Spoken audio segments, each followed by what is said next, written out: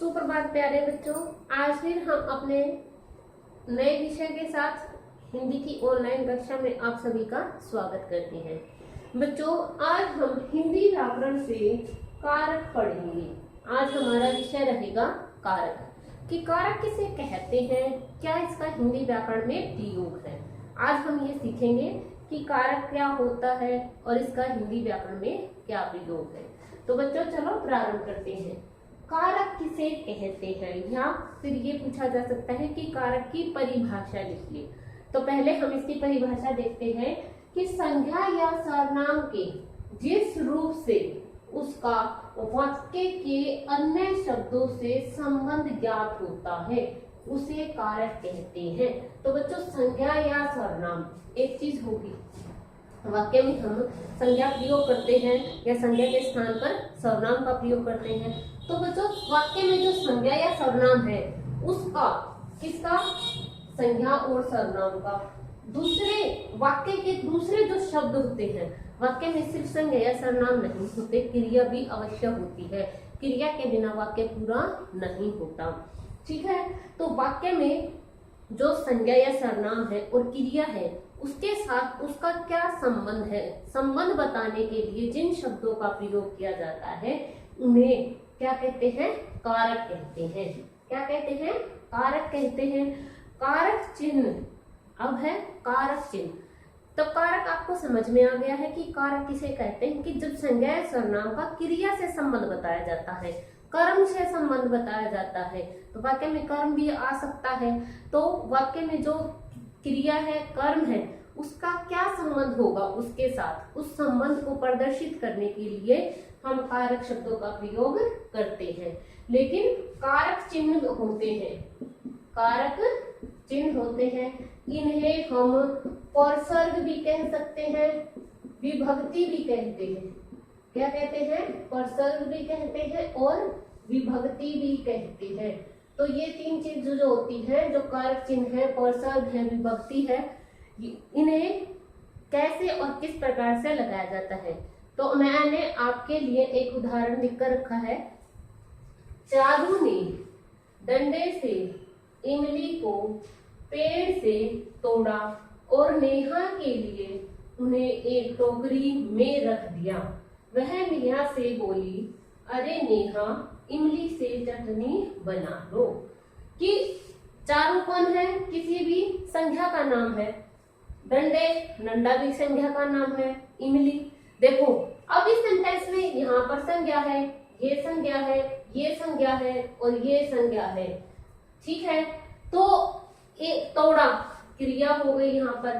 तो चारू का डंडे से क्या संबंध है, इमली से क्या संबंध है और पेड़ से क्या संबंध है।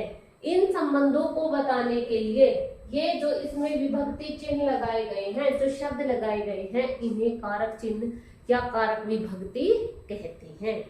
ठीक है, अगर हम इनको हटा देते हैं, देखो मैं यहाँ फर्स्ट लाइन से इनको हटा देती हूँ। ठीक है, हमने इनको यहाँ से हटा दिया, तो क्या इस सेंटेंस का अर्थ बना, चारू, डंडे, इमली, पेड़, तोड़ा। ये शब्द तो हैं लेकिन एक सार्थक वाक्य नहीं है।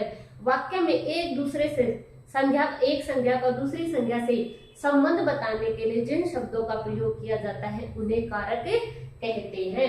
चारू ने डंडे से इमली के पेड़ से इमली को पेड़ से तोड़ा। तो बच्चों, आपको समझ में आया कि चारू ने डंडे से इमली को पेड़ से तोड़ा और नेहा के लिए उन्हें एक टोकरी में रख दिया। वह नेहा से बोली, अरे नेहा, इमली से चटनी बना लो। तो इसमें मैंने ऐसा उदाहरण छाटा है कि सारे कारक चिन्ह इसमें लगे हुए हैं। तो मैं आपको कारक चिन्ह बता देती हूँ, अर्थात कारक के कितने भेद होते हैं। कारक के 8 भेद होते हैं। कितने भेद होते हैं, 8। कितने भेद होते हैं, 8। सबसे पहले आता है कर्ता ने।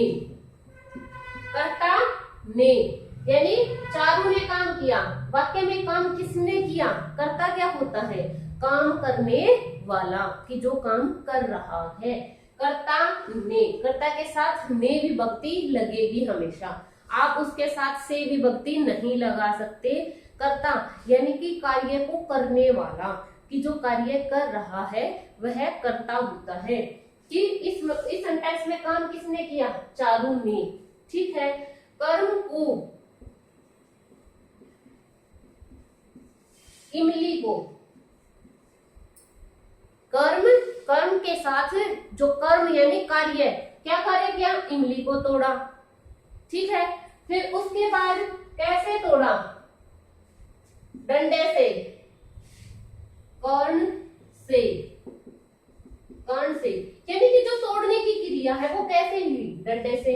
कि उसने जो काम किया, जो कार्य किया, क्रिया के करने का साधन, कि कार्य किस साधन के द्वारा हुआ है? डंडे से तोड़ी है इमली, और पेड़ से तोड़ा, और नेहा के लिए, कर्ता ने कर्म को कर्ण से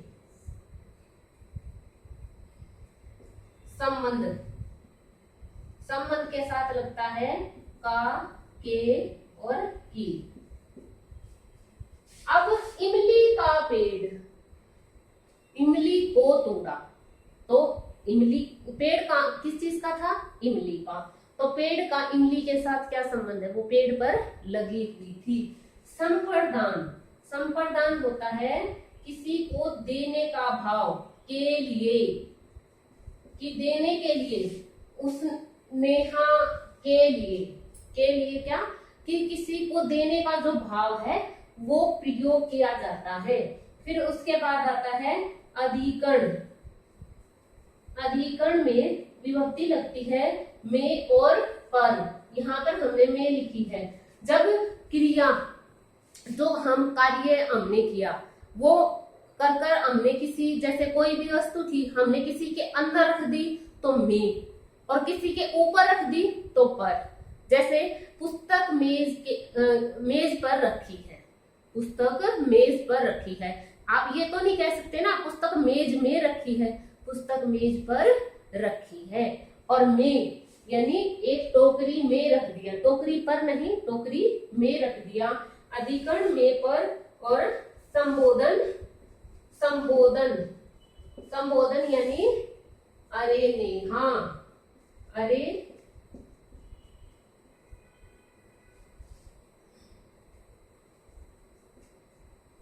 ओ आदि। तो बच्चों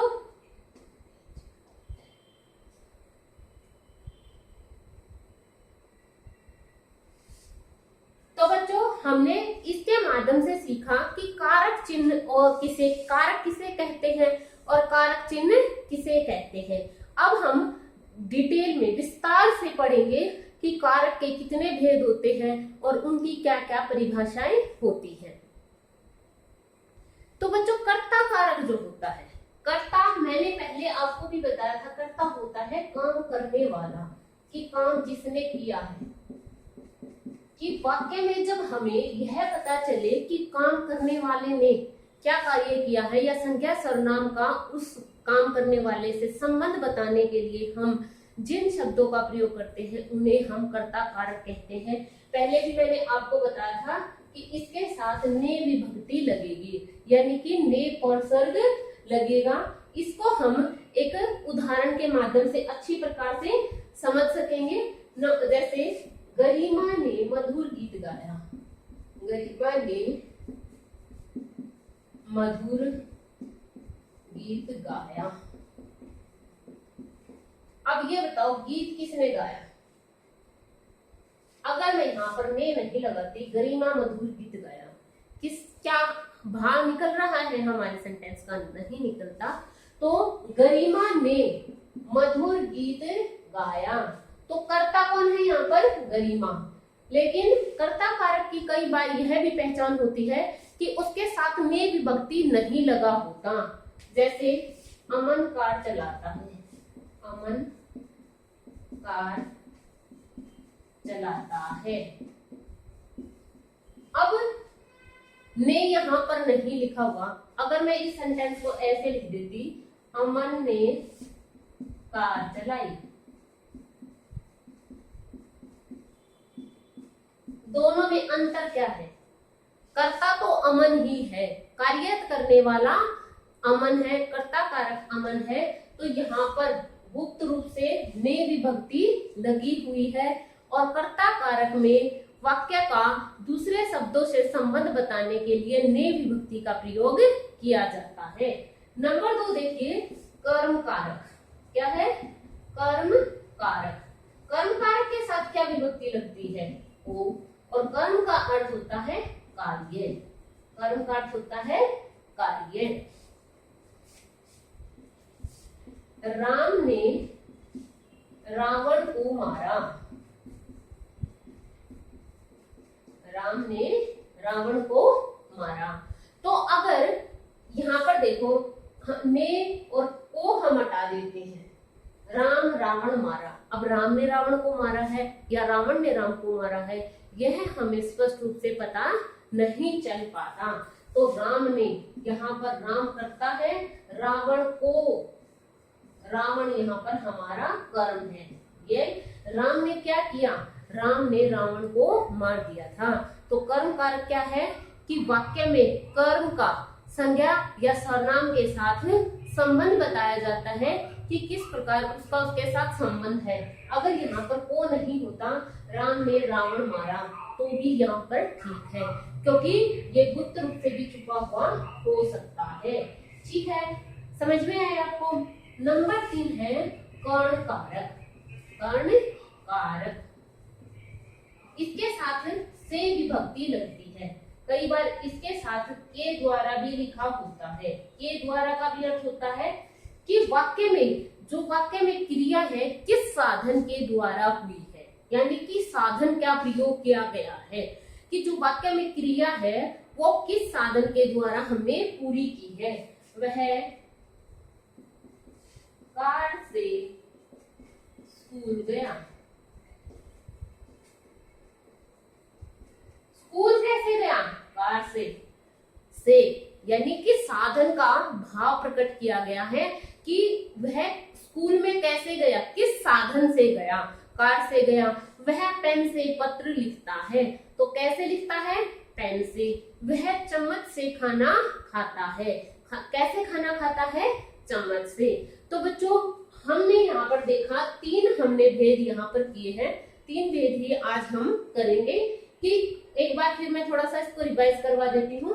कर्ता कारक, कर्ता होता है काम करने वाला, इसके साथ हमेशा ने विभक्ति लगती है कि वाक्य में कर्ता ने जो कार्य किया है उस बात पर बल दिया जाता है।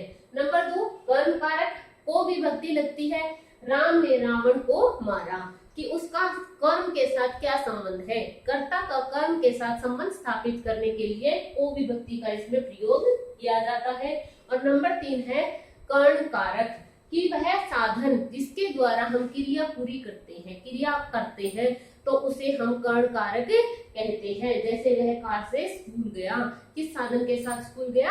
कार के साथ। तो बच्चों, अगर आपको यहाँ तक कोई भी कंफ्यूजन है तो आप कमेंट सेक्शन में लिखकर जरूर पूछें। Thank you, have a nice day.